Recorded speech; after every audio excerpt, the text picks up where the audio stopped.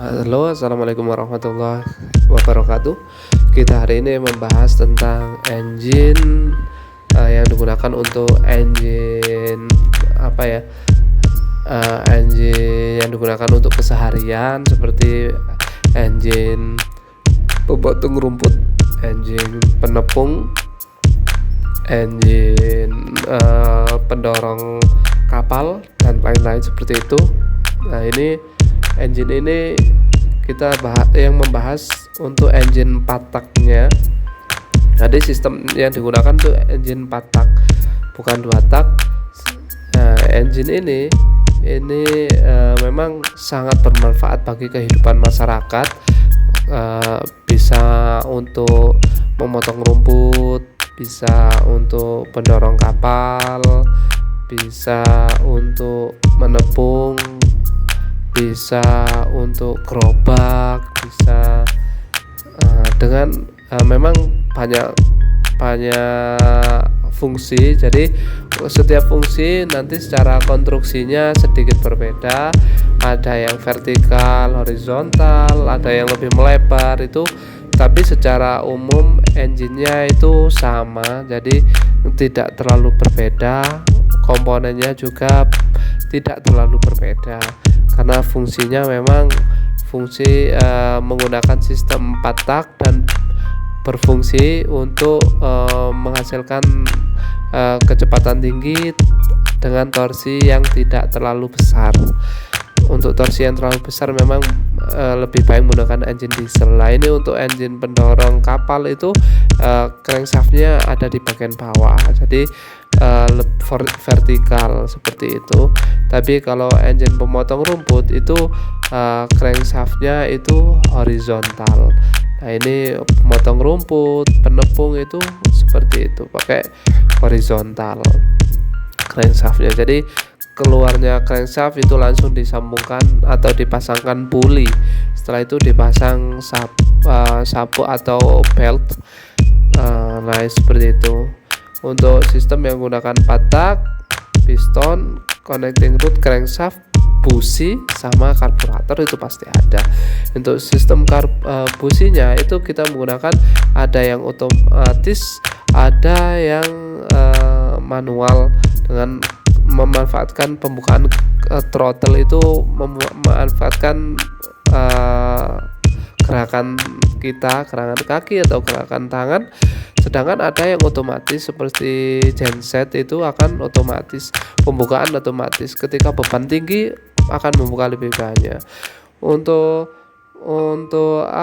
sistem pengapiannya itu menggunakan sistem seperti punya sepeda, seperti tapi lebih sederhana. Kan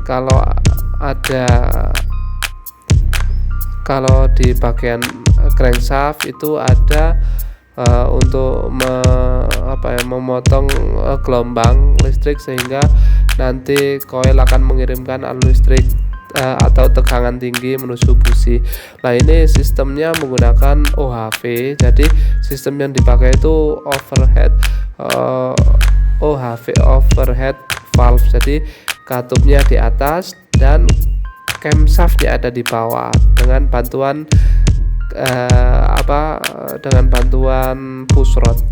Nah, dalam sistem 4 tak ini kan setiap siklus membutuhkan 4 kali putaran poros engkol, sehingga untuk camshaftnya atau gear camshaft itu, gear timing camshaft hanya membutuhkan 1 putaran, sedangkan gear crankshaft membutuhkan 2 kali putaran. Jadi seperti itu.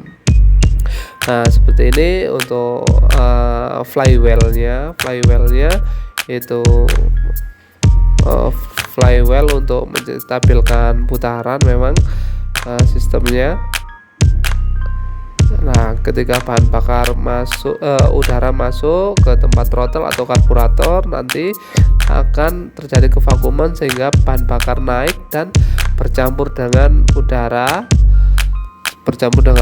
dan kemudian ketika katup hisap membuka itu akan masuk ke ruang bakar. Sedangkan untuk sistem kelistrikannya, ketika terjadi potongan atau posisi top atau potongan gelombang elektromagnetik, nah itu akan mengirimkan sinyal ke koil.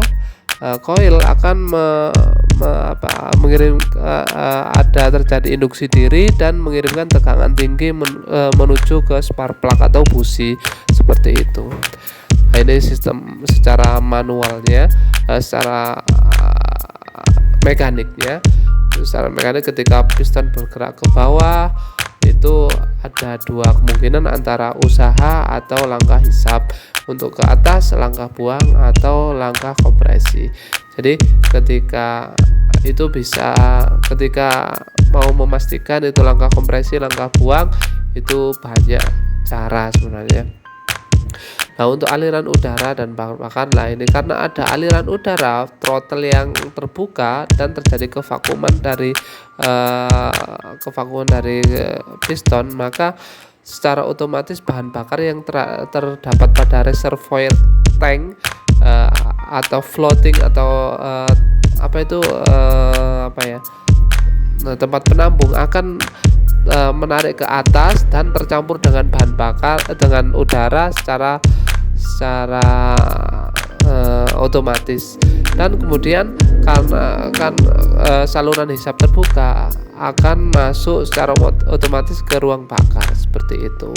Jadi pasti karena sistemnya tidak elektronika, pasti ada beberapa kelemahan. Contohnya campurannya tidak homogen. Jadi mungkin terasa agak boros seperti itu. Karena itu memang sistemnya sederhana. Ketika langkah buang, nanti katup buang membuka dan mengeluarkan gas hasil pembakaran. Terus ketika langkah kompresi, ya kedua katup menutup dan akan terjadi penyempitan volume dan meningkatkan temperatur di dalam ruang bakar, sehingga untuk proses pembakaran akan lebih mudah ketika busi memercikan bunga api. Nah, jadi di sini tanpa ada CDI atau transistor atau kapasitor CDI, ini langsung dari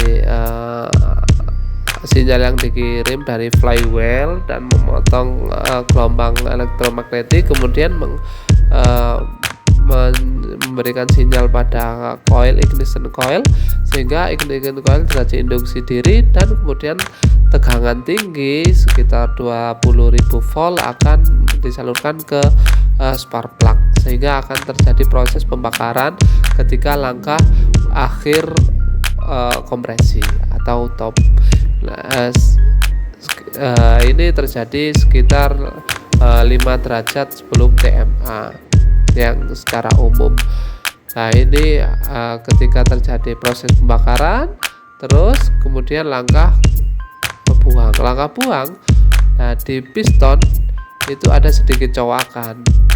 Memang di sistem seperti itu, dan kemudian ketika valve buang masih membuka, piston sudah berada di titik mati atas.